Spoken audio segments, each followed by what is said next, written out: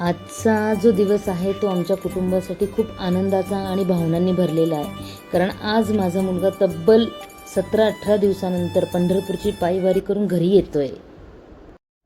माझा मुलगा आणि माझा दीर दोघंजण आलेले आहेत आता आणि आम्ही खरंच खूप आनंदी आहोत की एवढ्या लांब पायीवारीचा प्रवास करून सुखरूप दोघंजण घरी आलेले आहेत.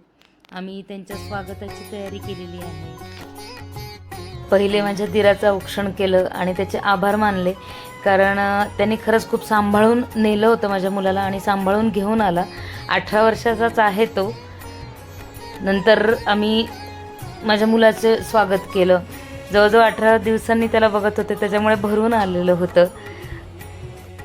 त्याने जेव्हा त्याच्या वारीमधले अनुभव आम्हाला सांगितले, कशी विठ्ठलमय झालेले होते, कसे भक्तिमय झालेले होते, माऊलींची दिंड इतकी एनर्जेटिक होती की त्यांनी मला सांगितलं की आई पुढच्या वर्षीपासून मी नक्की जाणार आणि तुमचं जर शक्य झालं तर तुम्हीसुद्धा नक्की या.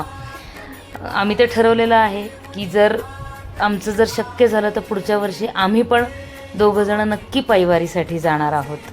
आजीचा तर त्याच्या लाडका नातू आहे. त्यांनी इतक्या दिवसानंतर त्याला बघितल्यानंतर त्यांना जरा भरून आलेलं होतं. त्याच्या बाबांनी त्याचं स्वागत केलं.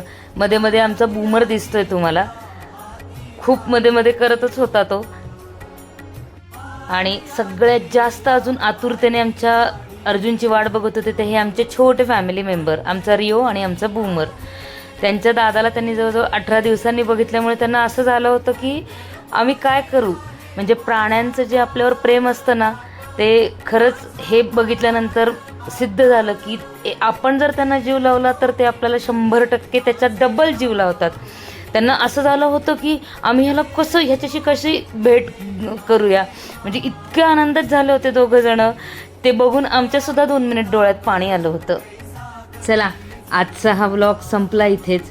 मला हा माझा मुलगा घरी परत आल्यानंतरचा आनंद तुमच्यासोबत शेअर करायचा होता.